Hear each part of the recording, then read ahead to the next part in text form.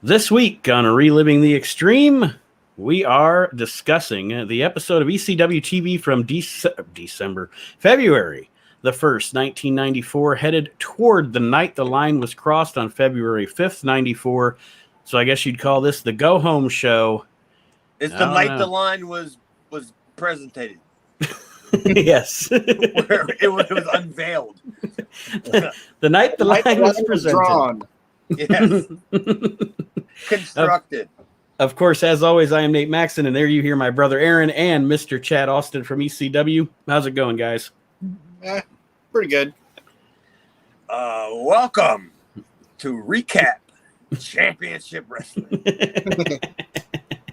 It's not for everyone.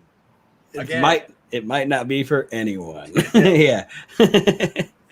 Well, let's see here. Before we start, I do want to say, tired of the heat. I am not a heat nor summer guy. I don't know. I hate heat. I hate summer. I'm not big on it. It's like 95 degrees every day here right now. So for those of you that are in my boat, you're like half the AW roster. Don't like heat. Don't get any heat. Yeah. No, they don't get the heat. After this week, it's WWE Dynamite anyway. But no, they don't get any heat. There's no heat. But the AEW people, they should be able to get the heat because there is people there. They're not watching them on Walmart floor models with random employees on them that are being told to cheer. There's actually people there. They're gonna get the opposite of heat. All right, December. I keep saying different months. I'm obviously imagining that we're somewhere else. February 1st, 1994. We start the ECW show with a recap, as Chad alluded to from last week, with our super duper angle with Paul Diamond. And then the WWE Network had some weird new music to start this show. What was that? I was like, this music is shit. I knew that Elias record wasn't that big of a hit, but I didn't think that it was being released to the WWE Network. Because I was just like, it sounds like Elias. It sounded to me like some of those generic themes they would give the quote-unquote superstar jobbers in the WWF back in like 96. You know, this is going to be bad music. It didn't flow. It didn't even keep up with like the cadence of the video or anything like that. No, it was just right. fucking it didn't match bad. up with anything. It was terrible. It was poor. It was just. But is this the first time they've done this? I mean, the first week they changed that music. Yeah, yeah. They usually use that standard. With the drum beat at the beginning and etc. Well, that's what I thought. But I didn't know if maybe they did it last week and we beat it up and we just forgot about it. No, they this. I would have remembered that. Oh, okay, it was that bad. I was probably like, well, I'm gonna skip the intro because this is rough. It's like, is this an accident? he said that was rough.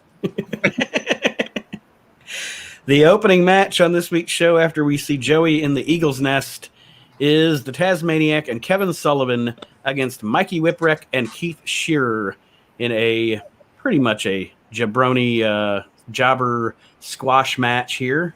Yeah. I mean, all you could clearly write with the ink that you have in your pen is poor Mikey. Yeah, Mikey gets fucked up in this thing. Poor Mikey. I don't know what. I don't have a problem with Mikey. I never did, but I've heard before. I think we've squashed it. I've worked him since I heard that we had like some sort of an issue, which I don't remember. That he had heat with me, or he just didn't like me. But I thought we squashed it. But I was just like, man, this guy, he just got his ass whooped. Yes, he takes 2 sick chair shots in this thing, and a fucking sick suplex. Taz grabs him right on his head. From the top rope, that belly to belly over the top off the top rope. Yeah, dude, he bounced and then he just laid there and looked like they could have just thrown chalk around him. Yes. Fuck. And that's when I was just like, poor Mikey, dude. You know, and Keith Shearer, all he did was what? He got Kevin Sullivan or something. Yeah, And Kevin Sullivan just took him outside and ran him into shit. Yeah, he just laid on the outside pretty much while Mikey was taking all the bumps and the sick bumps, I might add.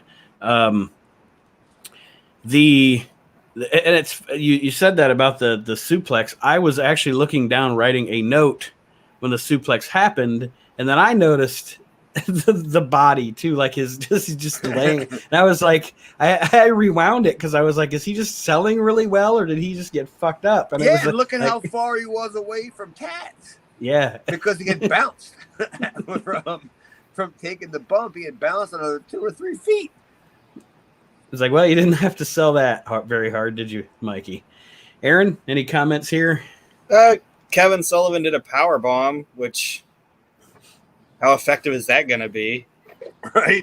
Already a like fall. Scott Low, give him do a power bomb. Yeah, it's like getting choke slammed by Dink.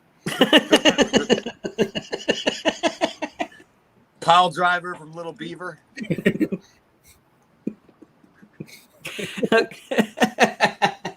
Choke slam by Dink. I was just going to say, I think this match, I mean, it was, all joking aside, it did do a good job at showing like how insane this match on the 5th is probably going to be with Taz and Kevin versus Pat Tanaka and the Sheik. Mm-hmm. Well, that's one word to describe how the match is going to be. One of those things is not like the other. We'll let you figure it out. But, I mean, it's Pat Tanaka. But anyway, it was what it was, and it effectively showed how crazy Taz and Sabu is, or Taz and Kevin Sullivan are. And then afterwards, they did that stupid, weird eye covering thing that they do after every match. Yeah, I still don't quite understand that thing. Like, I guess guess nowhere did it. No, and I guess I understand Woman and Sullivan because they would do stuff like that. That was kind of Sullivan's deal, but I don't understand Taz like mocking it. Yeah, like copying it or whatever he's doing. I get that because that's Taz. Like Sullivan's Taz's master because Taz is like the pet, like the dog. I mean, do you get that? Like he's the guy that tells him what to do. And then, when you have a dog that kind of does stuff that mimics you and stuff, you know what I mean? I mean, I guess you don't get it, but you know what I mean?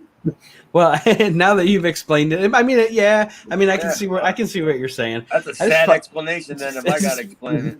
I just find it very odd. And again, and again, like you said, it doesn't last anyway. I don't even know if Sullivan's around much longer after this.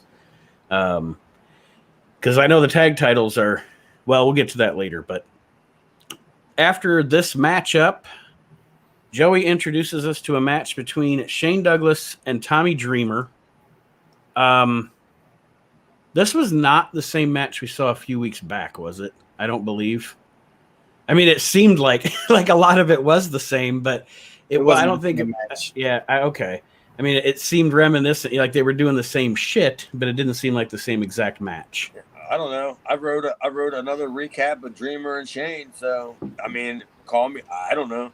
It had the same fucking finish. Yeah.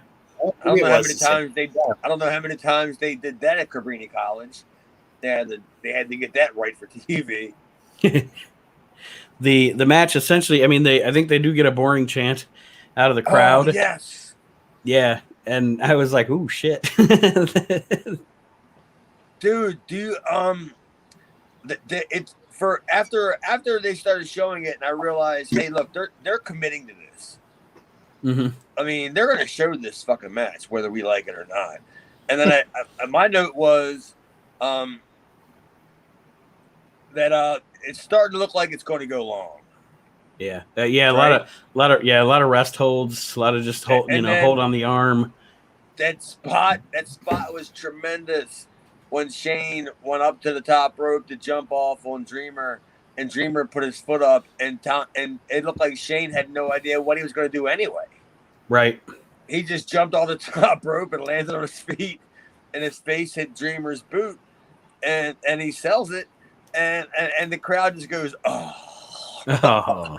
And yeah, I said the crowd shit on the top rope foot spot. I said it looks silly, and Joey couldn't even fucking do shit about it. Mm-hmm. Because that's how bad it looked. And he had been touting how Shane Douglas is the franchise, and Shane was saying not only of ECW, of wrestling. Well, that spot was fucking awful. Yes. The best thing about this match was Sherry. I mean, let's be honest. Spot. Yeah, that Sherry spot was awesome. Oh, where she ran through the ring? Yeah, she ran through the ring and then under Shane's legs, or between Shane's legs, and Tommy chased her, and then Shane dropped the elbow on him. I like that spot. How great is Sherry? Absolutely. Fantastic. The finish of this, Shane with the chain, and then the referee being, suspicious of Douglas with the chain, the crowd trying to put the kibosh on Shane about the spot. But very basic here, nothing to write home about. Well, Dreamer's stupid. Because didn't Joey Styles say that was the third time that he's gotten screwed over by Shane Douglas with the chain spot?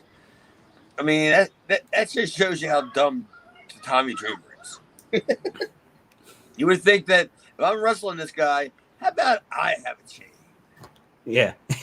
For finishes, I was gonna say for gimmick and character and psychology standpoint, he's as dumb as Sting at this point. Yeah, but he's not no pretty boy. Nope.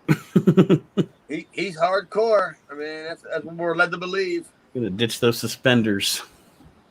I just think they should have done an enhancement match with Shane instead of just having we're going to show you how good Shane Douglas is. So let's show you this 10-minute thing. It's like, why not just go out there and have him beat somebody quick with a belly to belly and be like, look how impressive he was.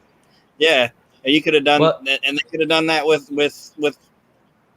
like Terry Funk too. Like there should have been a couple things. Like there was no mention of Terry Funk, really. I mean, there was no recapping of Sabu.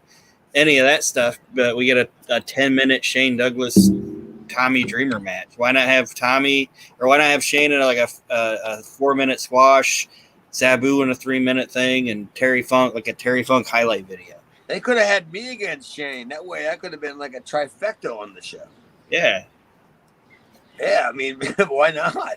Because it seems like I wrestled Shane like 2 or 3 more times afterwards. That could have been the first one when I was a rookie. To Aaron's credit, there to kind of feed off of what you're saying, I agree, because you could have had Shane Douglas do a squash, and I'm not dissing Shane as a wrestler, but he was a decent wrestler. But Shane's strength, let's be honest, was always promos. So you could have had a squash match and a really good promo, as opposed to a long, boring Tommy Dreamer match with the same finish as a couple of weeks ago.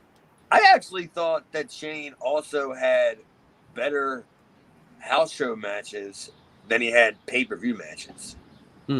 Like I've seen some of his I have some of the fan cams and stuff like that. And it seems like some of them matches it seems like are better because I think it almost looks like he puts a higher expectation on himself for like the pay-per-view matches, but he can just go out there and be himself on them spot show matches. And I was like, dude, I really like Shane on some of these, ECW fan cam shows because he just seems like he's more comfortable out there. And he's not being forced. When you have a time restraint like TV or pay-per-view. And I mean, I guess to that he is a guy that because he was kind of a young prodigy when he first got started, he is a guy that really kind of got rushed to TV quick in his career when you think about it. Well, Mid-South? Yeah, I mean, so maybe just I guess I don't know. I'm trying to formulate my thought, but maybe because of that, he was more of a TV wrestler. So when the cameras were on, it was just instinct. You know what I mean? To be more structured, I guess. Unless so, where was he on first at? Was he in Mid-South or Continental? What I think it was Continental. Mid-South. I think what 87. 87. So maybe it was Continental after. I'd have to go back and look now. Yeah, because I can't remember. Because I think that he was in Continental because I think that that Paul and Eddie brought him in. Mm-hmm. When I think because that was definitely after Mid-South when Gilbert and Paul were booking Continental. And wasn't he Troy Martin or was he Shane Douglas in Continental?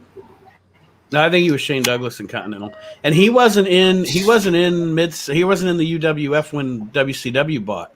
He was gone by then, or was he there? No, I think he had just came in because he was one of the guys that beat Mike Boyette during that infamous losing streak. Anybody who beats up my hero, my guy, Mike Boyette, I have heat with, so I keep tabs on him. But yeah, he was in Watts then because he was definitely a guy that beat Boyette. So that would have been 87, but it would have been closer to the fall of 87. Yes. Right before the sale. Because the sale took place in was it September? Because then by Starrcade they had completely just shit all over it, and they. Oh, it didn't even last longer than that. No, because Starrcade's when they had all the the unification matches and stuff, and all the UWF guys lost, I think, except Steve Williams, and yeah. Yeah, I know. I was completely throwing my hands in the air, just going like, at that point I was already smart. I was already smart enough because I would have been 15 by then, and I wasn't smart to the no, but I could see the writing on the wall. Right. And I just knew I was like, well, yeah, these guys are just going to come in here and eat up these guys. That's how it's going to end up. But yeah, I wasn't a big fan of how that ended. No. Nope. I think they did the same thing with that the WWF wound up doing when they got WCW. They ruined the whole thing by trying to look superior. But then what did Shane do after that?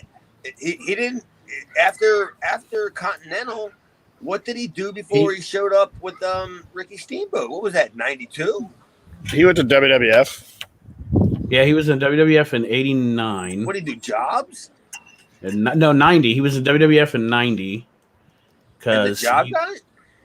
He wasn't really a job guy. He was like the dude that was on Superstars that beat the job guy, but he didn't do anything else really. He never had like an angle or anything. He's the guy that would beat Dwayne Gill on Superstars, but then lose to the Warlord on Primetime. That was, you know what I mean? That was his level of whatever in the WWF. I can't believe that he lasted that long. I can't which Rumble is he? Believe that he lasted from he beats Gilbert. He's in the one day, and then he in the 90 Warlord. He's in the 91. He's in the 91 Rumble. Yeah. As Shane Douglas. Yep, he's like the baby face. He's got like orange tights. I remember him. He mostly wore the haircut. It's ridiculous. I'm sure it was fantastic. Between Continental and that WWF run, I really don't have track on him. I don't know what obviously he was wrestling somewhere because, but. Well, he was a tremendous talent in Continental. Mm-hmm. I mean, that's a perfect spot for a good-looking white meat baby face like Shane. Shit, Right. You're working against, I don't know, just throw a guy out there like a Joe LaDuke or something, and this guy's gonna rough you up every night. These fucking broads are gonna love you. Yeah. At the Waffle House at 3:00 in the morning. Fucking eat that shit up. After this matchup, we see Joey Styles on the phone with Shane Douglas. And Shane Douglas, of course, cuts a promo on Terry Funk and Sabu for the show coming up on the 5th. And then we get a Shane Douglas video. He had to call the universal number to record his what is it, Chad? You know the number. The number you got to dial for everything. The 944 is like 3290 number. Yeah, Shane had to call that. Hit option 1 for voicemail. He ordered 3 T-shirts an Ultra Clash. And he wanted that. He's waiting for. He's still waiting for the updated news before he can leave a message for his favorite wrestler. And he did pledge a $2 to $5 donation to the Variety Club as well when he was on. Oh, he did say that? Yeah. Sandman appreciate it. So basically, calling the ECW hotline was way before the Cameo. Because the hotline was definitely just an answer machine. So they could take all the messages and just put them on the internet. And man, this is way before a Cameo. Look at Shane Douglas. He just donated to the Variety Club. What a franchise. We see a video of Shane Douglas here, just highlight video. Don't know what. That was great too, by the way. Yeah, oof.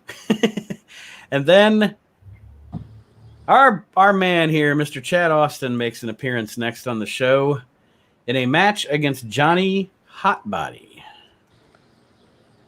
All right, explain to me this. I didn't know that my match was coming on, so I had literally just walked out of the room to take a bathroom break. So I was walking down the steps, and Jess was in the kitchen, and I hear Chad Austin. And I was like, wait a minute, what am I doing? and I ran into the room. So how was I introduced? Were we already in the ring? What set this up? You were joined in progress with you and Johnny Hotbody. No intros, no anything like that. Of course, Joey Styles putting you over as usual. I keep saying that you must have been slipping Joey 20s or something because he puts you over. He puts you over strong every show, Chad. I'm telling you. Joey Styles was your cheerleader. And I'm telling you, I'm not even sure I met him yet. I still don't think I don't think I met him until we did that whatever that Pigeon Valley show was, whatever. Pigeon Forge. But whatever it was, yeah. I don't even think I even met him until then because he was never at the arena. Right. But if it was at the arena when I was there, and if I wasn't asked to be there, I never stayed there. Nobody ever did because they knew you would be there till 3, 4 in the morning. Right. So, but then Paul would ask me a couple times to start staying there. Joey'd be there on them nights. And they would generally be, and if you look at the lineups of a lot of the shows, you can see what Paul's considering to be in the bigger shows. The night the line was crossed was a bigger show because he's bringing in the Sheik. I mean, let's be honest, he's bringing in Pat Tanaka, and he's got Sabu. Apparently, he just can't afford Paul Diamond. Well, Paul Diamond's still injured, isn't he? Yeah, that's what they're telling us. He's injured from that last bounce check off his foot. I don't know. But you understand what I mean, right? Well, Maddie in the house shows up on commentary here. Oh my God!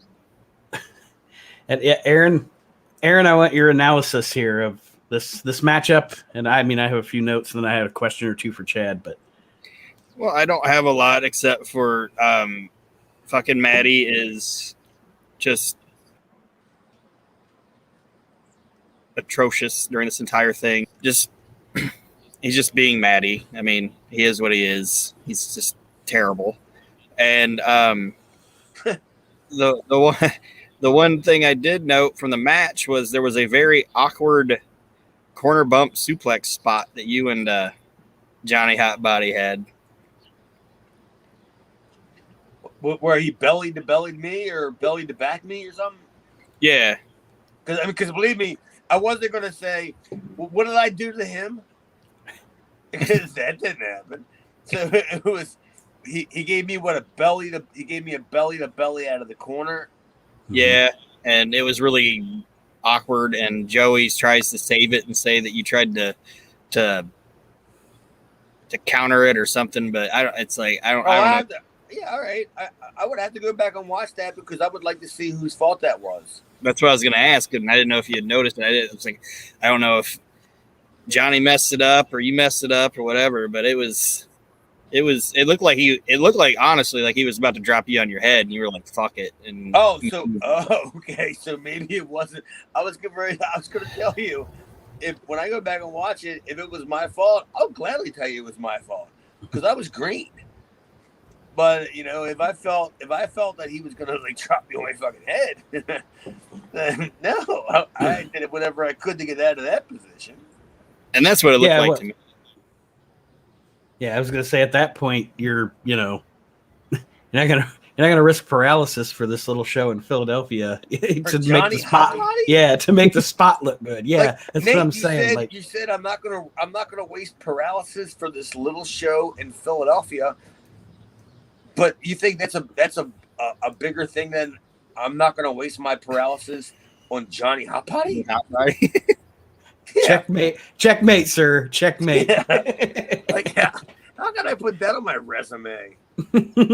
How is Hannibal ever going to book me for his fucking internet podcast? Hey, hey, let me ask you about the time that about Hot Potty. Johnny Hot Body. Internet Wrestling Database says. Yeah, dude. Yeah, I don't know.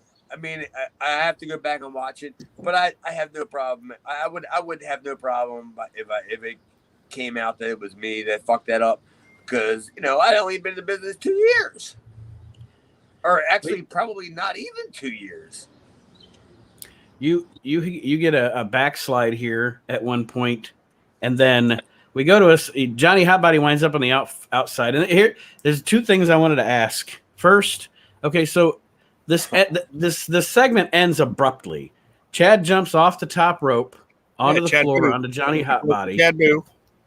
Yes, and then there's nothing. So my question is, did they just cut it off, or was that your finish? Like, did you guys do anything after that and they just cut it off, or was that how you ended it for real? Like, this is where I said if you needed time. Yeah, we had like, dude, I first off, I wanted to say that I physically looked terrible. Like when he was slapping me around in the corner and shit like that, and I saw my actual physique, and I realized, dude, I am not look like I'm in professional wrestling shape. I mean, and that's fair to say, because I just after watching it now, I'm just like, dude, I look terrible, and this dude's beating the shit out of me. And then when it was time for me to do a spot, he was like, "What do you want to do?" And I was like, "Well, I do this dive, or I dive outside, or I just dive on the guy," and I've never done it before. It's not like I practiced it on a bunch of people. Who the fuck practice? Hey, I need a bunch of people. Hey, hang on a sec, guys. While we finish the show, I'm gonna get a bunch of people. I'm gonna jump off the roof on them. Where do you find these people at? And I told him what I did, but the ECW ring, I swear to God, it's got to be 4 feet higher than any other ring I've ever been in. Like the apron, from the floor to the apron, top of the thing. And when I get up to the top buckle, and I'm wearing my shitty ass fucking Sports Authority shoes that I'm awful. I'm awful. And you could actually see the nervousness in me by looking at my hands, because I'm fidgeting with the top of the ring post while I'm trying to gather my balance, right? Mm-hmm. Like I'm fidgeting with it, going like, I don't know about this, because this was like an awful fucking way down. And when I said, this dwarf's gonna catch me, this little motherfucker, yeah, Papa Star, fuck right there.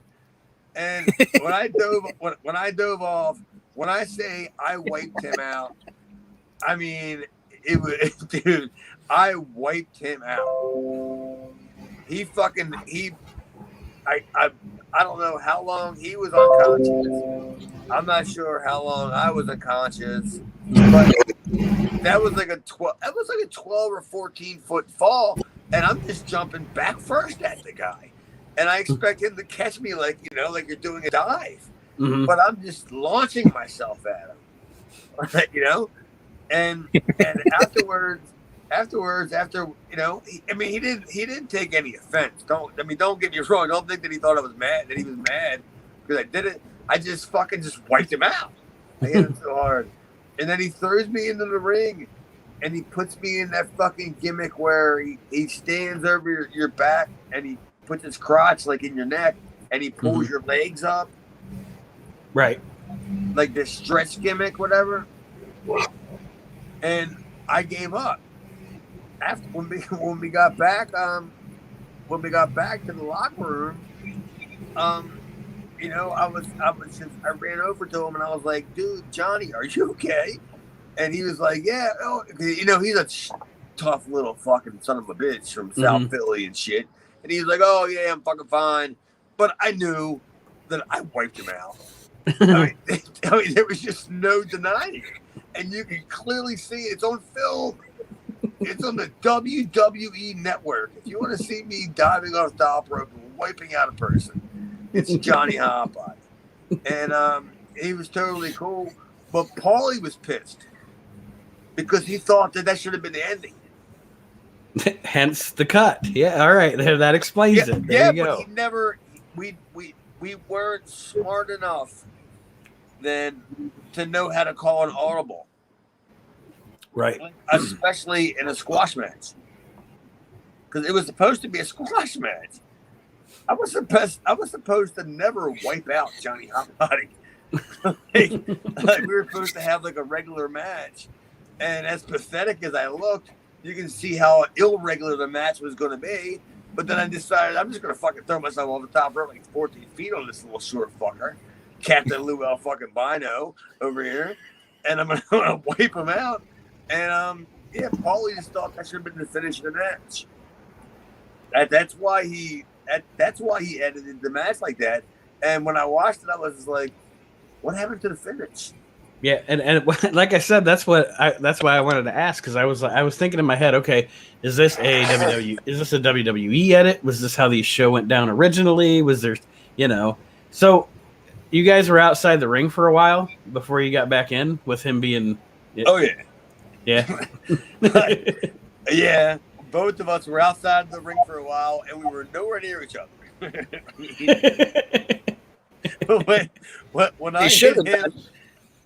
when I hit him, he went flying. I just pretty much bounced off of him and only landed about 2 feet to the floor because I bounced off his waist, and you know how big he's not. What they should have done is not just like cold into the match, but put like a little graphic up and been like, right now,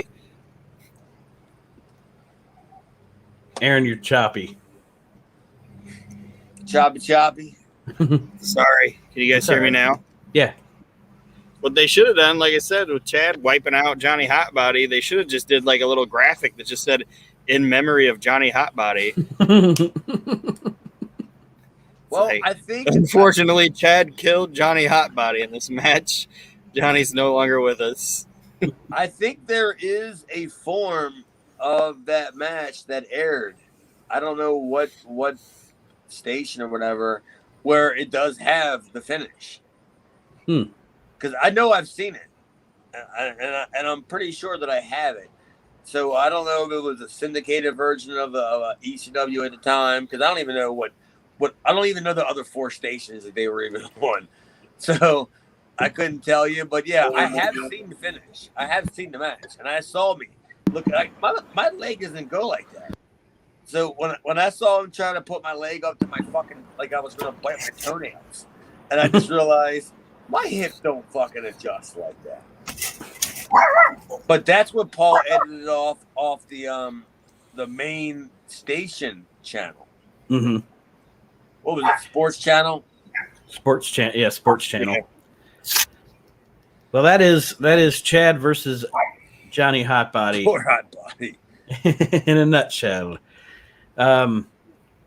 Unfortunately, for all the misfortunes that may have fallen upon Johnny Hotbody that night, we have the misfortune next on this show of watching Maddie in the house ordering pizza. Oh, I thought it was the JT Smith promo.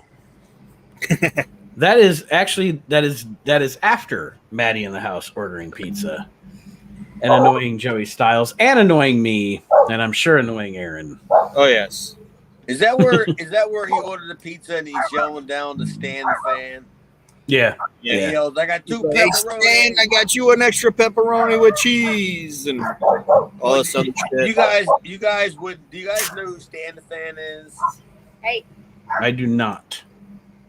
He was a local guy who would come to the shows super early, and he would help park cars. Didn't work there,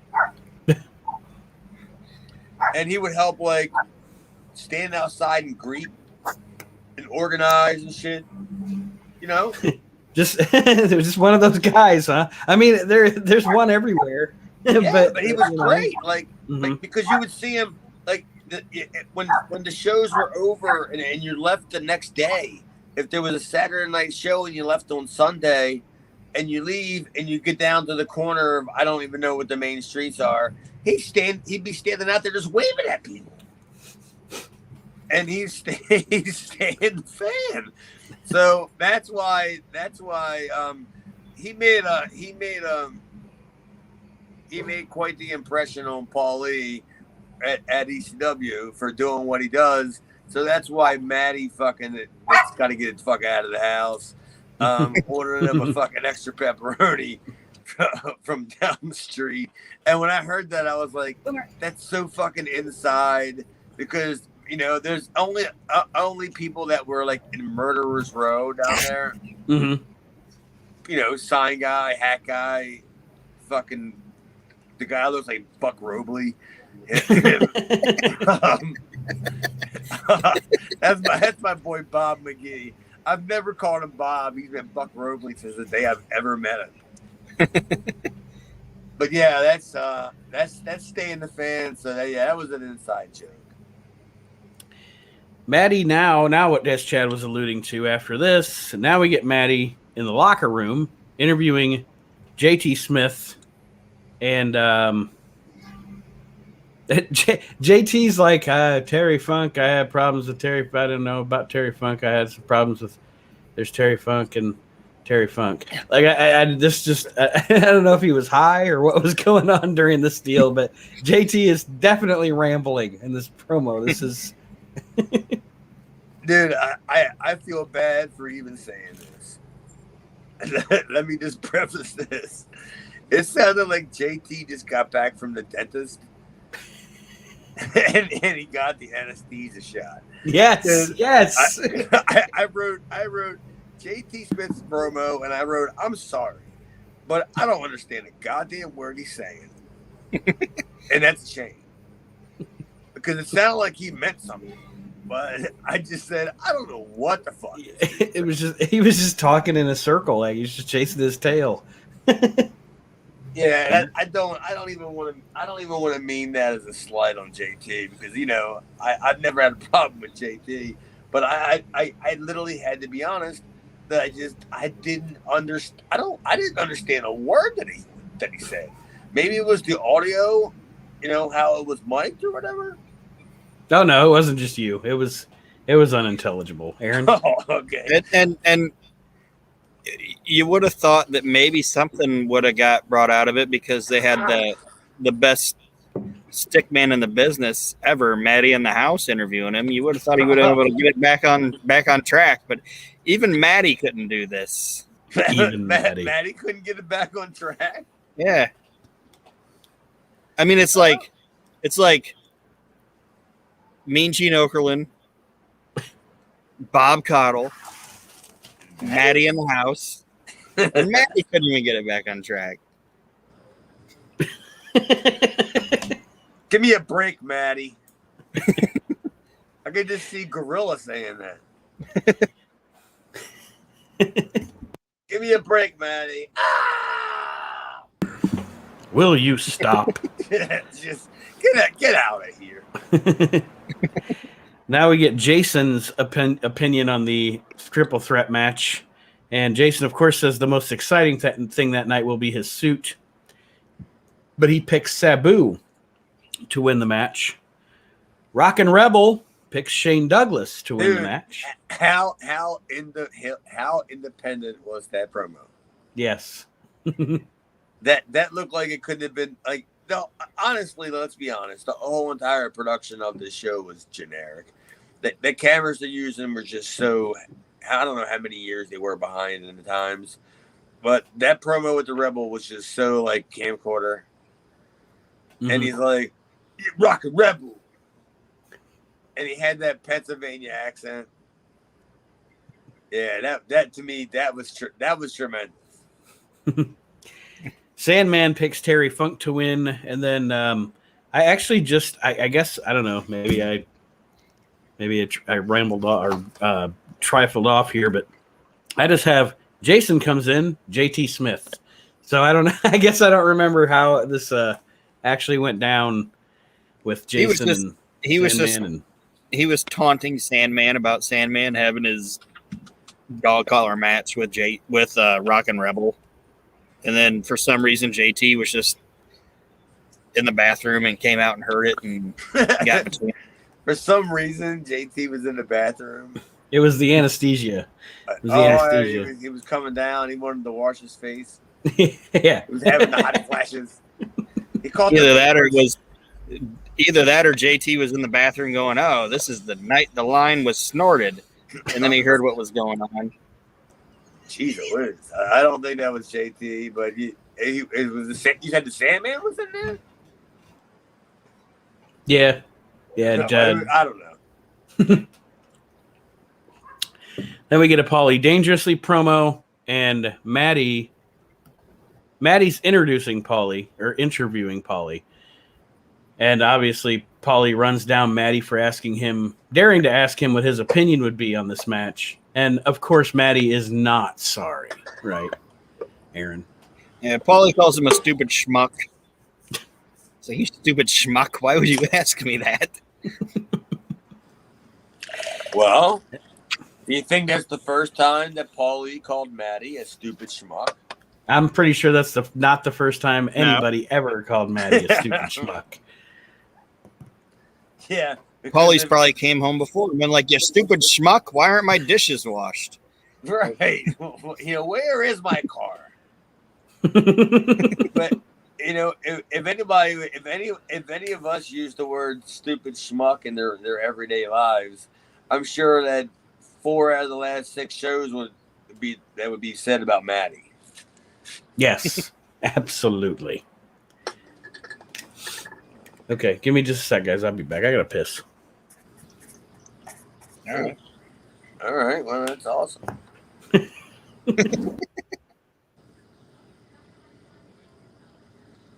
Why not recording this? He's got to piss. I'm glad you like the jacket, man. Oh, totally, dude. I went jogging today. He's happier about the jacket than the wedding. I'm not kidding. Yeah, if it would have came before the wedding, we might not have got married. No, I would have worn instead of the tuxedo jacket, the suit jacket. The fuck you would have.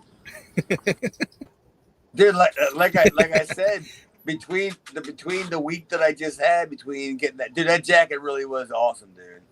The figures were cool. I'm not that big of a figure guy. I usually find it at flea market and stuff, so that was cool. But the jacket, it had to have been a knockoff, right? Yeah. Yeah, it had to have been a knockoff, but it didn't matter. And then between that and the fucking New Japan tracksuit that I got from Jeff Jones, I'm going to have to make up a Japanese tour that I wasn't on. I can't. I'm just trying to think what year and what company it was. No, I looked up the real ones. I was like, ugh, I can't do that. I was like, I found that knockoff one. I was like, was it from Rob RF? I don't remember where the knockoff was from. Yeah, RF sells them. It might have been. I don't remember where I got it, but I'm like, Chad will love this. I'm gonna get it. Oh yeah, totally, dude. Because just the fact that anybody around where I live know what the fuck that is. And they're gonna see me strolling into the North Point Inn on Friday night wearing the fucking Ribera Steakhouse jacket. Fuck yeah. And then when it gets really cold, he can come see me walking in wearing my red and white striped New Japan warm-up suit. They're really going to think that I'm something special around there. And I have a kimono. It's like I got this one. I got this when I beat Inoki. I got this when I beat Inoki in '87. Yeah, dude. Ain't nobody around here gonna fucking not believe what I tell them. Up next on the show, Todd Gordon is in his office. Ruda had nothing on me in '89. Sorry. Todd Gordon is in his office up next promoting the February 5th show with his map behind him. And there's that. Todd Gordon always talks. I just did it myself. Todd Gordon always talks like he's still going through puberty. That's my observation about Todd Gordon. He says that ECW isn't about being entertaining. It's about fighting. That's what he says. So he basically just said ECW isn't entertaining. It's like, why would you say that, you moron? Yeah, stop letting Maddie write your promos, Todd. I think the point you're trying to make, Nate, is the fact that he doesn't sound very what's the word, like authoritative. Yeah, exactly. He doesn't. He's like, hey, because he might screech his voice. Like when's the last time you heard Vince do that? Not sound like I'm the fucking guy in charge. Hey, Stone Cold Steve Austin. Yeah, I mean, Vince always sounds like the guy in charge. And Todd has that gimmick where he high pitches. Yeah, wait till Bill Alfonso comes in. And I mean, I don't know Todd Gordon personally. I've never talked to him like in person, so I don't know if that's just how he talks or what. But I know that I always notice that about his voice when we're watching these shows is that I think that's his work talk, because I mean I've only had to talk to him when I got paid, and or talking about like whatever schedules there are or whatever. But yeah, he talks like a regular person. But I think that's like his work voice, like him getting excited. Yeah, and it don't work. That's for sure. Now we have Jason sitting on his hood of his car, cutting a promo to obscene WWE background music. Oh, guess what? Guess what? I heard this song. I was like, I don't know if this is WWE music or what this is. So I Shazammed it. I swear to God, you just stole my gimmick, because I also Shazammed this song. Yeah. It's called Do Work by Mike G, and it came out in 2019. And Sugarcane also. Don't forget Sugarcane. Yes, that's fucking crazy. But anyway, I thought the same thing. I was like, is this just some WWE canned music or is this an actual song? Well, it had to have been a song, because I started to hear the hook, like the chorus, but at first I didn't hear any like lyrics. So I was like, all right, well, there's a chorus, but there's not. And then when I heard lyrics, I was like, wait a minute, this is a song. I didn't go to the limits that you guys did, but I did think that this must be a song that they had in the can somewhere that they own. Now I'm just going to start Shazamming all WWE dub over music just to see. Then at the end of the day, you're going to be Shazam to yourself. Shazam's going to be like, we're canceling your subscription. If you're going to spend any time doing that, then, oh boy. Yeah. We should do these shows earlier in the day then. If you're just going to spend the rest of the day Shazamming songs. And the only thing I could hear Jason say in this entire thing was about Sal. I heard him bring up Sal. I was like, okay. And I didn't quite make it out. Sal? So I'm like, I'm gonna rewind that. I want to hear what he said about Sal, and he said that Sal wants to fight his roughneck Mr. Hughes, and he said, "Sal, you're stupid, you're fat, you're ugly, and you have a beard." So why did Sal get mad? Did he get mad? What is what? Why did Sal get mad? Well, no, I just What did was he like, tell him that he didn't know? Like he literally just told him every problem that he had. He just described him. Yeah. I mean, did Sal just stand there and go, and? And I'm Italian, and I got the helmet. Yeah, the kids. and I like the kids. Yeah, I mean, the guy just came out and just gave him Paul. He gave him everything that Paul saw the first time Paul looked at him. Then he wrote down on a piece of paper. This is what this guy looks like: awful, old, whatever. And he's like, go out there and tell him that he's this, and then just deal with his reaction. And then everything after, I have no idea what Jason was saying. Like, this Do Work by Mike G was so loud that I couldn't understand anything that Jason was saying. Like Do Work was just playing, and Jason's just sitting on his car speaking, but I don't know what he's saying. He's just sitting on his car. Speaking, but I have no idea what Jason said in the rest of this fucking thing. Same. Yeah, I that's when Jess came home a little early, and that's when we started putting that girl together, because I just threw my hands in the air and I just said, I don't know what the fuck the rest of this guy. Chad was like, you know what? I'm inspired to do work. Oh yeah. So I'm gonna do work. I'm gonna do work. I can do better work than me against Hot Body. How about this? Wait till Public Enemy comes on in a little while, and they show a clip of them beating me up. I mean, how many times I got beat up on that show? Because didn't I get chokeslammed too on the show? Yep. Yeah. No. I think Dwayne Gill does on this show. Oh, that was Dwayne? Yeah. It must have been me fast forwarding, because I was like, all right, I've already gotten killed by a Hot Body, and then I just saw me getting chokeslammed, and then all of a sudden the Public Enemy's beating me up, and I'm just thinking, I really allowed that? I really can't believe that I allowed them to beat me up. But thankfully, they didn't show a lot of the match, right? No. This Jason, the thing with the car and the Sandman and Peaches, like, was that supposed to have happened just then, or was that something that happened that we never got to see?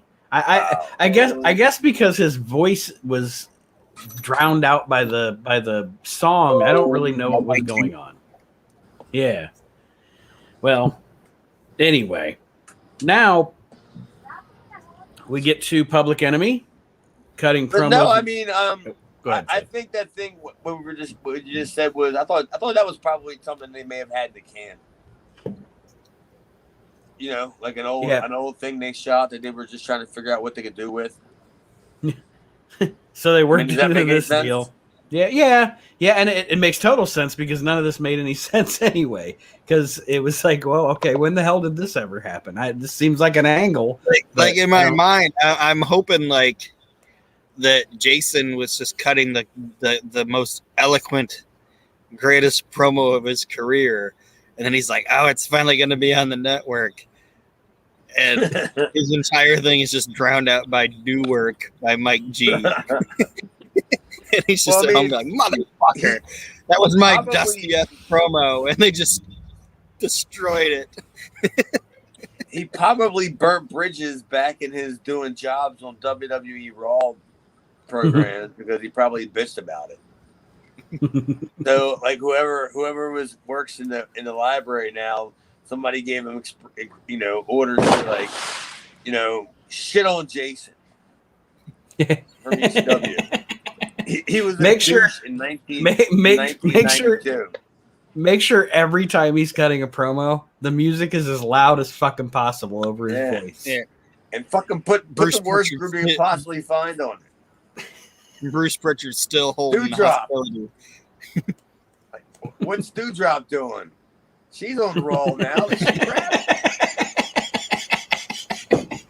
I mean, didn't you say what was her name, Aaron? What was the name of the group? You said it was Dewdrop, wasn't it? It was Mike G. Mike G and Sugarcane. I thought, where am I coming up with Dewdrop? No idea. I mean, I'm not making this up. What is the name of the song? Do something? It's do work. Do work. Oh, that's it. All right, that's Dewdrop. All right, There you go. There's I'm like, I'm Now- not just throwing that. I'm not just making that up. now it clicks. There it is. Well, up next we have Public Enemy cutting promos, as Chad alluded to, with intercept with highlights from a match between Public Enemy versus Chad Austin and Keith Shearer, and That's Kyle? Kyle. That's Kyle. Kyle Shearer. Sorry. Know your twins, buddy. Because I'm not even sure I'm not even sure that this was the show that Paulie realized that me and Keith wrestled twice. So I think it wasn't until like the next week that when he works twice again that he calls them Keith and Kyle. Just so he, he's going to say they're the twins. Yeah. Because our jobber brigade, they weren't just lined up out front. It was me, Keith, Mikey, Paul, Donnie, That Dwayne Gill versus 911 is next with the choke slam. 911. Well, no, but my question that I had, and I mean, it is a question type of question that we ask on this show. Did Dwayne only work one taping for ECW, Chad? Or okay. I wasn't sure. I thought we talked about it last week. I guess we didn't. No, I don't think I asked that question, or unless I did when we were off the air or something, and I don't remember. But yeah, I was wondering if we were going to see him anymore, but probably not then if he just worked this one taping. Well, they got did they work the Harris brothers yet? No. That's coming up, right? The Harris brothers are coming in, right? Yeah. Mm-hmm. All right. Well, that's going to be on the taping. Like, okay, anything that you see Dwayne that Dwayne's on is all one set of tapings. Like, I think it was all one day, and I don't want to take direct credit for getting Dwayne booked. Axel, Ian, everybody. Paul needed talent. Mm-hmm. Guys, TV, job guy. And everybody knew Dwayne Gill did jobs for the WWE and then NWA and whatever, and Bob too. Right. They came in after their fucking matches they had. I swear to God, that motherfucker said, "All right, I ain't got no time for this." Like, I'm going fucking back to the WWF. At least the Steiner brothers don't fucking kill you. Not a lot of people say that. Yeah, at least with Dwayne, I got it. I mean, I got it because Dwayne's not like much of an athlete guy, Mm-hmm. and I'm not even sure that he'd be physically willing to be able to put up with that style. Bob was so used to working for WCW, he knew how to do all that fucking goofy bullshit bump stuff. But yeah, they both said, "Fuck all this." they were like, "We're done." We have obviously there's the choke slams with Dwayne Gill and not 911 yet, as Aaron alluded to, but Paulie starts working the gimmick here with his phone. Call 911, call 911. So there we go. We plant the seed for the name. Joey runs down the card for November 5th, which we will go over here in just a second. And then we have a Paulie Dangerously promo which is, I mean, here's your pop culture references for the 1990s. He brings up the Melendez brothers. He brings up John Wayne Bobbitt. He shits on WCW pay-per-views. There you go, Paulie, referencing all the pop culture from the mid 90s here. But of course, it is always fun to hear a Paulie promo in ECW. He didn't bring up OJ?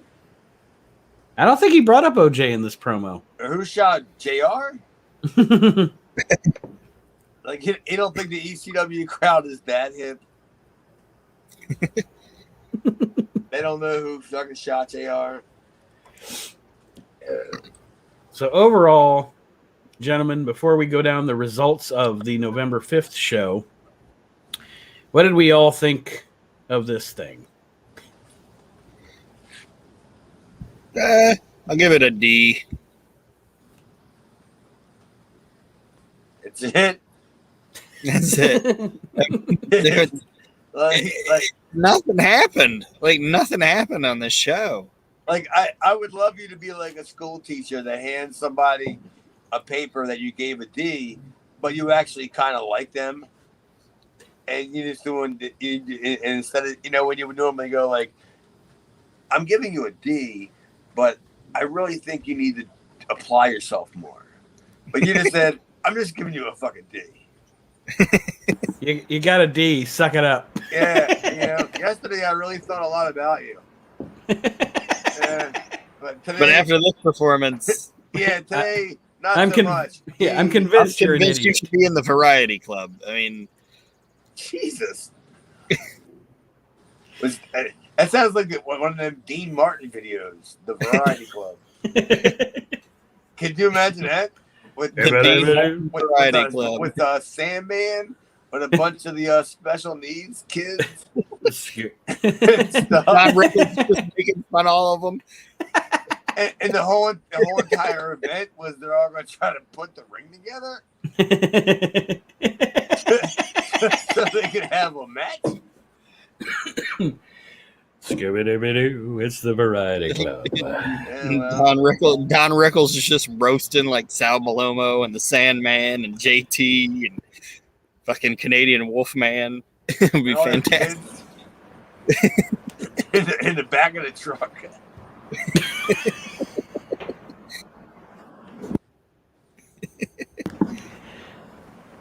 Chad, did you even grade this thing? With that, I said,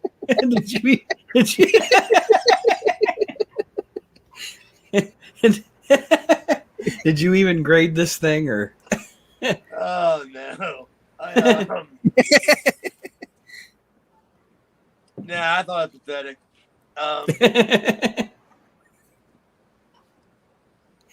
I thought that, like, in the last couple of weeks, like previous weeks, I thought we had saw in what I thought was bigger steps, like bigger strides. Yes. I'm sorry. You're not wrong, because I literally have. I'm still laughing. Jesus. No, yeah, I thought they made bigger steps and bigger strides. Where they were going. I mean, does that make any sense? Oh yeah, because I actually have I didn't grade the show, but I put down the last 3 weeks were pretty decent, and seeing as this is a go home show to the big show, they gave me such little hype for the big show. Oh, I love that. Tell me, Nate, how many weeks are we away from that show? This show aired 4 days before that show. Oh, so the actual show happened right after this show? Yeah, 4 days later. Let's aired on the 1st, and So they're that's having the the night. That's the biggest buildup that we got? Yeah, that's what I'm saying. Like, I was like, wow, when I started watching this, I was like, man, I expect some promos from Funk and Douglas and see some shit with, say what you want, but if it's a big angle, see some shit maybe with, hyping the Sheik or Pat Tanaka or what. I got none of that. None of that. Okay, here's my question now. What the fuck happened that they had to put that Shane Douglas phone call promo in during that segment with Joey Styles to announce that match? Because that's a fucking stupid throwaway segment. Was it already announced that it was going to be Funk and Sabu? Funk, Sabu, and Douglas, yes. But all right, but it wasn't announced that it was going to be all three, was it? Mm-hmm. Okay, it was. Yeah. Well, then but, you just made a fucking fool out of me. I thought that Shane announced it on that phone call. No, and that would be a three-way. And that makes their angle here even goofier because Terry Funk's your champion. You have no promo, literally no promo from Terry Funk on this show. Paulie talks about Sabu, yes, but there's no effective promo from Douglas. No footprints of Sabu except for his name a couple times. Yeah, not even a video highlight reel or anything. So yeah, That's I mean, why I was saying that there should have been a Shane squash match. He should have beat like Hervé Ernesto or Chad or somebody. Yeah. And then do a Sabu video package because you don't want to put Sabu on TV all the time or it waters him down. And then, I mean, you don't need something to highlight Terry Funk. Everybody knows who the fuck he is, but let him cut a promo or something. They did nothing to put over this night the line was crossed at all in this show. Yeah, and that, I don't know what the end result was as far as the draw, how many people it drew. I'm assuming that it had to have been one of their biggest shows because that's one of the shows that everybody talks about. Yeah, everybody was there. I can't believe how many people were at that fucking show that the building only hold like fucking 1,200 people. But yeah, that's one of them shows, and I'm pretty sure I was there. Yeah, I was there because I had to do the after the show angle at the Ramada, whatever it was, with Ian and the pool part, but then with the press conference. let me see here. I have here. So we've led up to this event on February the 5th to close out the show. Let's read the results from the February 5th show. Obviously, we know about the three-way dance, and they're going to elaborate that on that a lot more in the coming weeks as we watch the TV shows in ECW. But here you go. The original Sheik, of course, made his ECW debut. He teamed with Pat Tanaka against Kevin Sullivan and Tasmaniac. It was scheduled to be an ECW tag title match, but the titles were vacated the night before at a TV taping after a match between Sullivan. Nate, give Chad a break. Oh yes. Yeah. I mean, I have to go inside upstairs, but I can be like just a minute, and you just started reading results, right? Yeah. All right, so I'll grab a beer. I'll grab a beer. And... Okay. I was looking at my notes and not looking at Chad.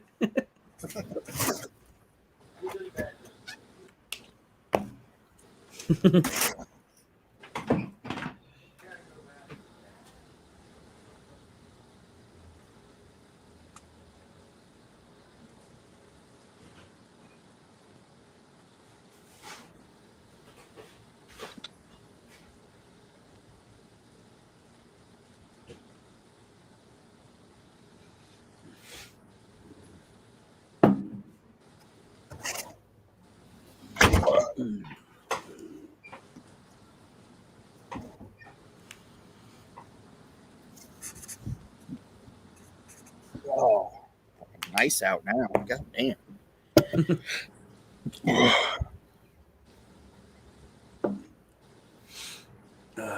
Actually got July 3rd off. When I saw that on my schedule, I was like, what? Maybe she don't like right there. She ain't over time.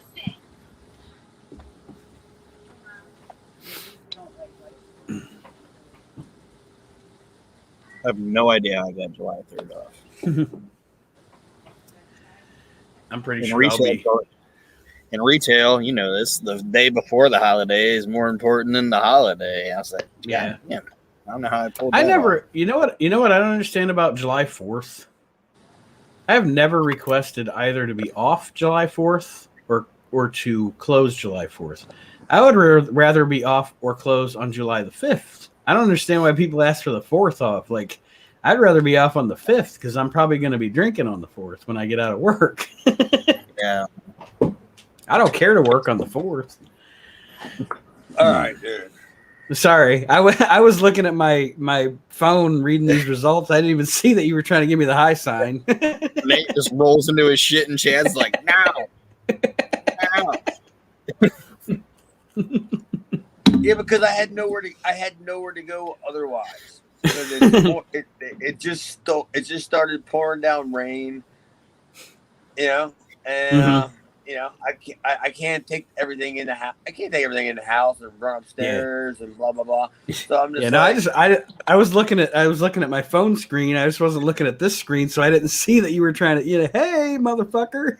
Well, you were good because I only gave you the Iggy once before I actually pointed.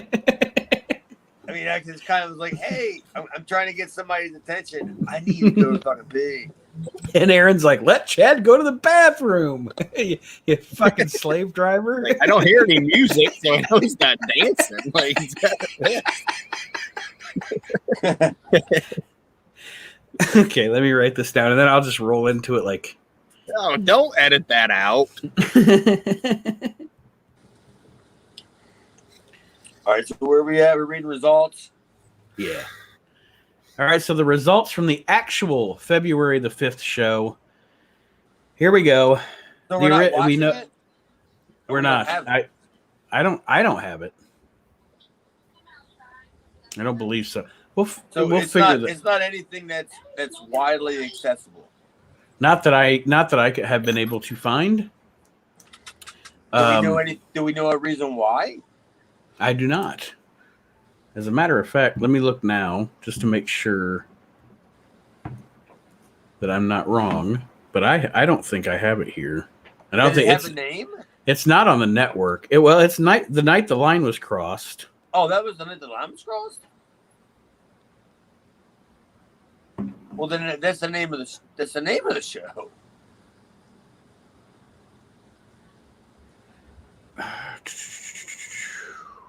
I have that.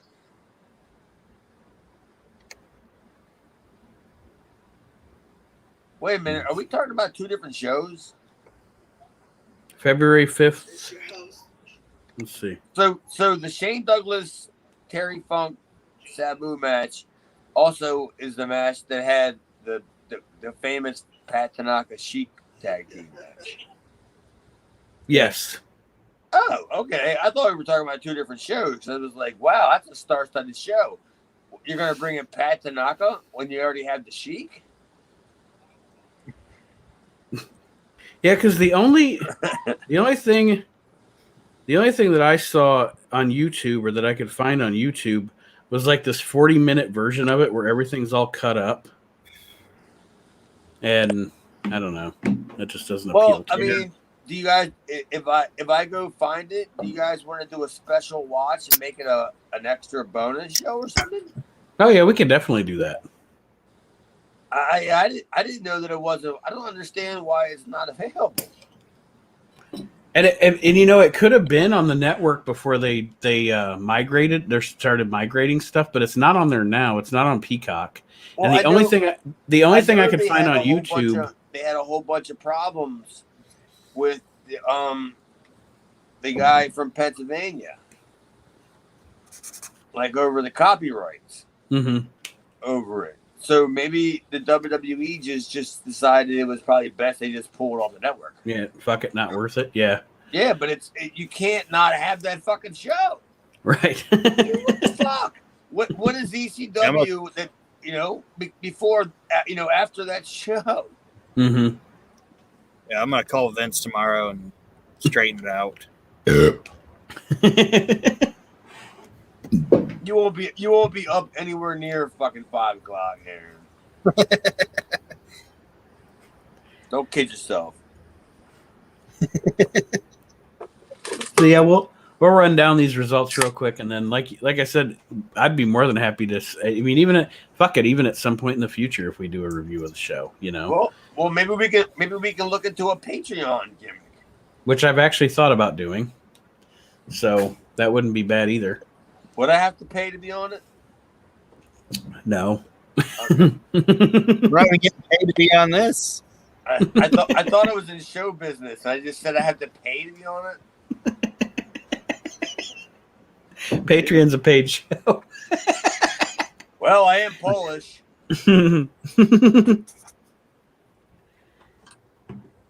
All right, gents. So let's check it out. Sunday, February 5th, 1994, ECW Arena.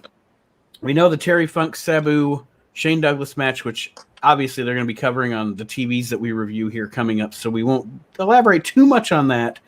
But on the card, the Sheik Pat Tanaka versus Tasmaniac and Kevin Sullivan match wound up not being for the ECW tag titles because apparently the titles were held up the night before at a TV taping in a match between Sullivan and Tasmaniac versus the Bruise Brothers. So I'm sure we'll be seeing something about that in the shows. Or this ECW tag title continuing. You'll probably be seeing something about not Pat Tanaka being brought back. Right.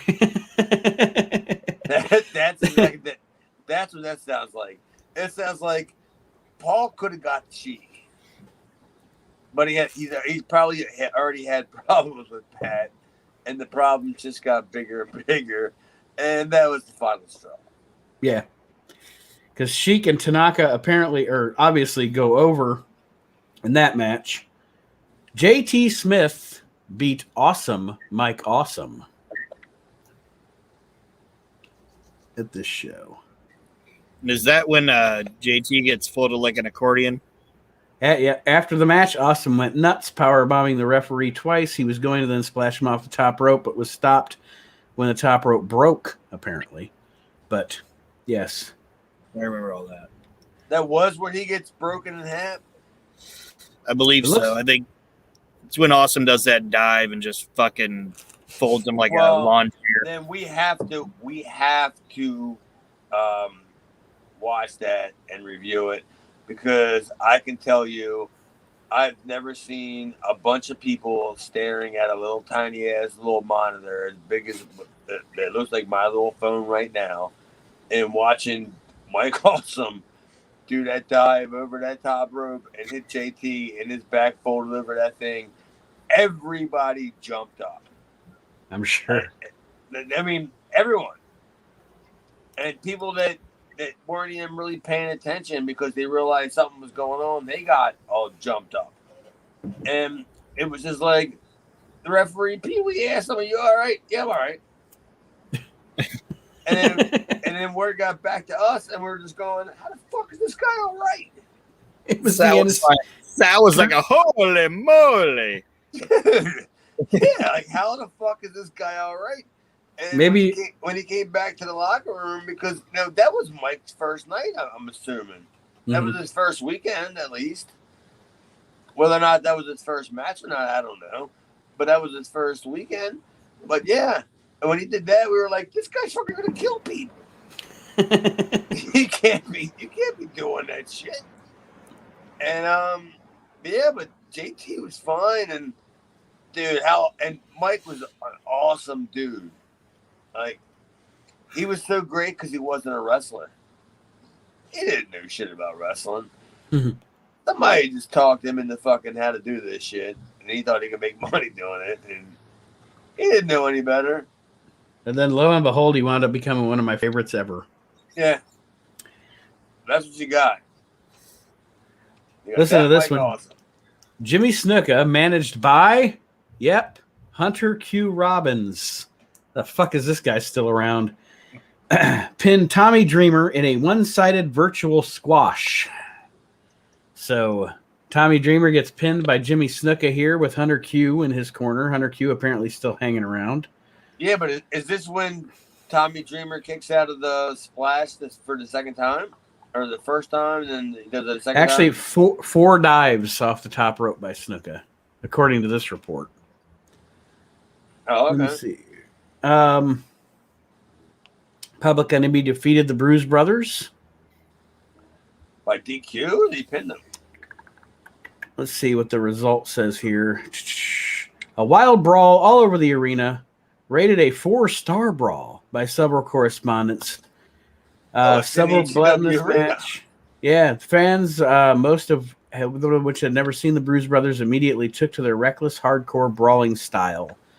So I'm not sure. It doesn't actually say the actual finish in this report that I'm reading. So yeah, it probably was what they ended up in the ring.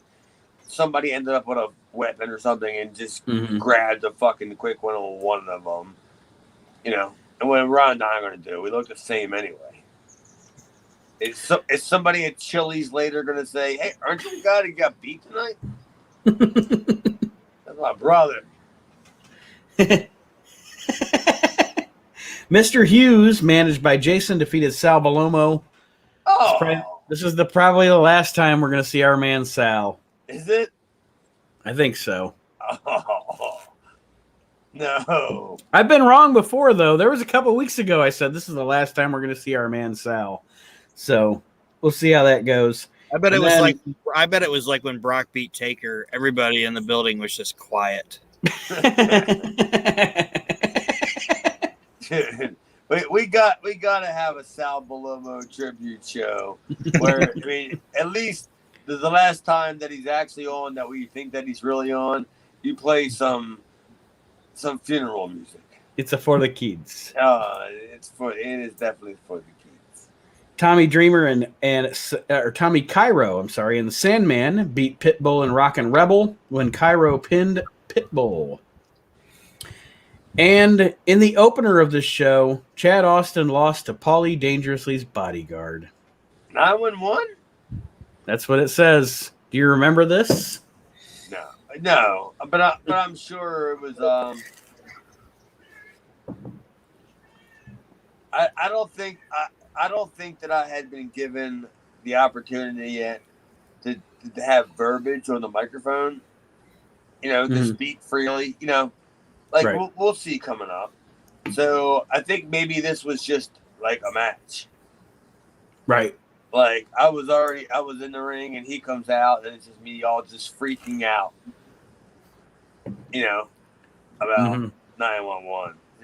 Because nothing strikes out at me because I always thought that I always thought we were doing an angle together. Because as many times he was choke slamming me, you know, I just thought that there was a seems like why, this. Yeah, it seems like this might lead somewhere. Yeah, like there was a reason why he's doing it. He just keeps coming out and killing me. So, but no, it didn't. And yeah, I don't know. I'd like to know. I'd like to have as much footage as I could because I took so many choke slams on the independent shows that you didn't even see, like the ECW shows that before fan cams even started. Well, that is our show for this week, everybody. We'll probably, I know for sure we'll be digging into this event as time goes on because ECW loves to show us lots of recaps, lots of footage. We'll dig into the night the line was crossed more as we go on. But I want to thank Chad and Aaron for once again being here with me this week on Reliving the Extreme. Anything you guys want to say before we sign off this week? Aaron? Just thanks for listening. I appreciate it. And don't forget to check out our Facebook page and give any kind of feedback, negative or positive, that you guys feel about the show. And that's that. Aaron loves negative feedback. I love negative feedback. I love negative feedback. Chad, any final thoughts? Yeah, I just like to say I don't know who we're talking to. And if you haven't listened and you haven't already subscribed and you haven't already liked the podcast and got on the group page or even subscribe to the WrestleNet group page. Mm-hmm. I don't know what anybody's waiting for. So who are we speaking to that hasn't already known this? Do it. Yes, exactly. If not, you're a putz. What are you waiting for? Yeah, you Clueless. stupid schmucks. You bunch of Matties. What? Yeah, what are you, Maddie in the house? Yeah, when you want to be a Matty in the house? Do karaoke.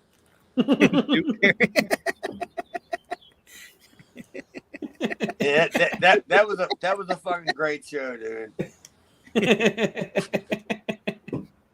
All right, everybody. Thank you for joining us. And as Chad alluded to, check out WrestleNet Radio. It's 24/7, 365. You hear episodes of this show, the We Can't Wrestle podcast, the Asylum Wrestling podcast, Archie Mitchell with his If You Smell What the Arch is Cooking. We have the 25 years ago wrestling show on there and so much more. Check it out. WrestleNet Radio available in the Google Play Store. And we will see you next week on Reliving the Extreme. Thank you for joining us and have a great week, everybody. Pulled that out of our asses. After I edit it, it'll still be over an hour. Yeah, well, I mean, what the fuck? I mean, I don't think that some of the gaps that we had were as bad as I thought they were going to be. No, not at all. Like, I looked at the time and I was like, oh, okay. You know, I mean, that was like 6 minutes. That little bit on whatever I had written down, you know, like that was like 6 minutes. And I was like, oh shit, okay, well, here we go. And then I'm looking at the clock, but then when I had to go pee, and then when you had to go pee, then we were just like, all right, well, now I don't know how much time was taken off. No, I think I've actually only, let me see. We ended at like 1:24, and I won't, there's no way I lost more than 24 minutes to editing. So we'll definitely be at an hour. Well, I already forgot the joke that killed me because I had to lose it to go on the show, and then I literally started laughing at my next point. You guys didn't even know what I was laughing at. So like I'm still laughing at that, and it had to have been a Variety Club joke, right? It was. Yeah, I think it was Donald I'm Nichols sure making it fun of the fucking retards in the bus or whatever. I always think of the hayride. Like it always looks like a hayride to me whenever they showed the pickup truck. Oh boy. Yeah, I mean that lost me, and my train of thought just went elsewhere. And I was just like, "Oh man!" The name of the show is Papa Smurf right there. Yeah. That's the name of the show. Yeah, it was like I was up on the top rope and there's Papa Smurf right there. That's all I saw. All I saw was Papa Smurf standing out there with a tan, Do-rag. spandex. Who knew Papa Smurf had spandex? That guy, he reinvents himself. You know what I didn't realize until last week, or I guess I didn't think about it. We were talking about before with all the guys that that are leaving as ECW changes. Johnny Hotbody's around for a long time because he's the Broad Street Bully. Like I didn't even think about that's that. Tony Stetson. Is it? Yeah. Yeah. All right, then I'm wrong. Never mind. No, I'm sure that Hotbody leaves because he gets into an argument over his hair money with Paul. The guy that sells that spray gimmick that you put on the back of your hair. I think Paul's supposed to pay for that. This is the money I was due, rag. Yeah. So yeah. But yeah. Hotbody's done. I'm pretty sure Hotbody's done after me. Yeah, he ended his career. I think he gets fired. Like after the way he treated me. Oh no shit. Dude, he stressed the fuck out of me.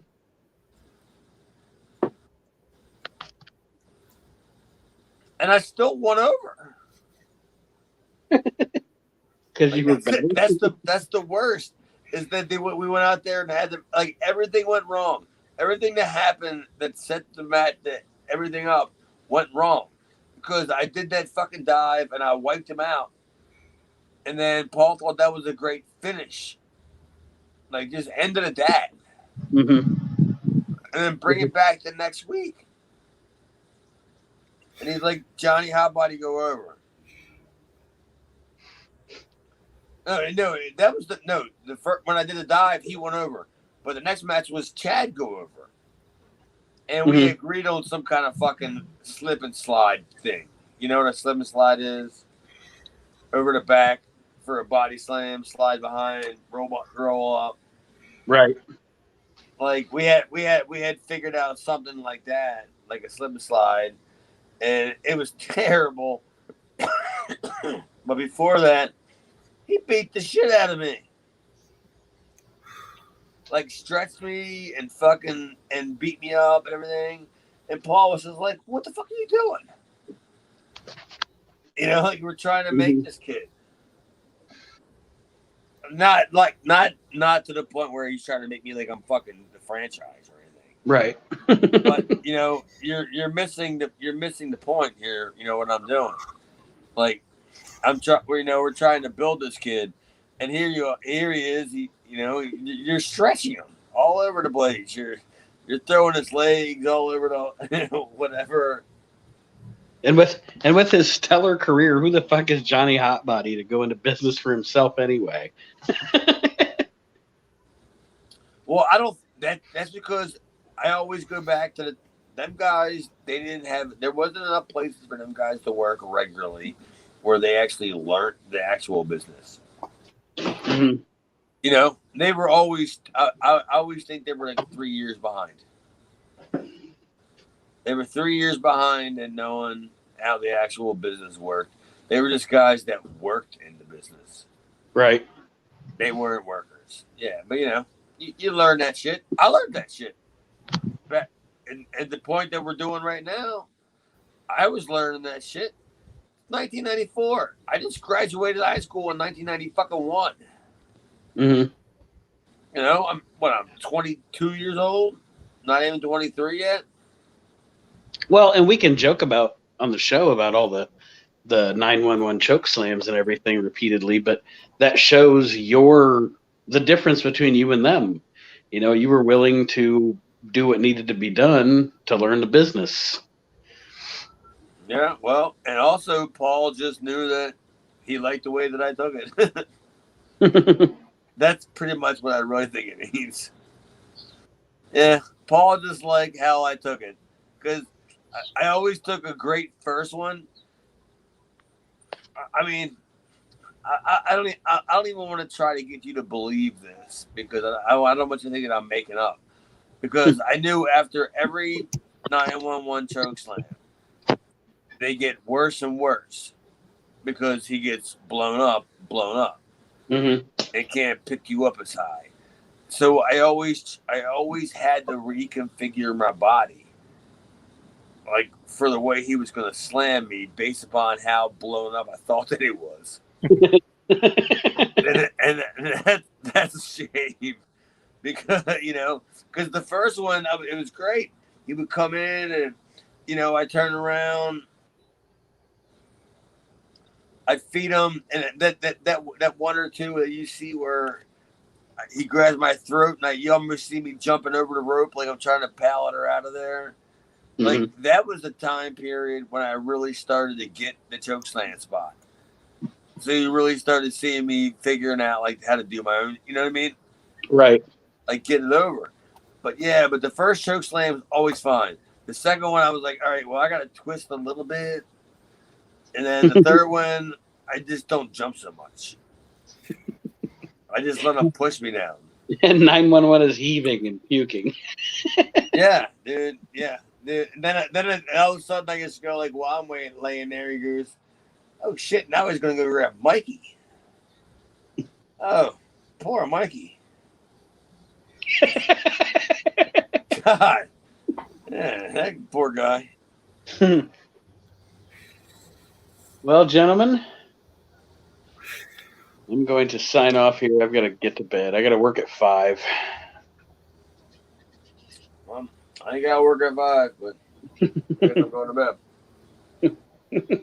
Well, gotta get back up and work on that grill. wait till you see tomorrow's pictures. It might actually be finished. It'd be funnier if it's like more apart. Like, Aaron, fuck you. I texted Jess earlier today. I said, by the time this grill is put together, I would have had put it together 7 times. Because you know how many times I had to take off legs and stuff because I missed the part to put on. And it's like, what the fuck is this thing? And it's like, oh, it has to reconnect to that leg. So I'm just like, yeah, I'm rebuilding this grill. Like, I should get a job there. Fuck. Yeah, I did. You're totally right. I put that bitch together about 7 times today. You get a job now as the trainer for putting this fucking grill together. Yeah, fuck yeah. Learn how to read this hex bolt shit. Hex nut. Fuck. All right, gentlemen. It was a pleasure and an honor, and it's always great. Thanks, guys. Talk soon. Yep.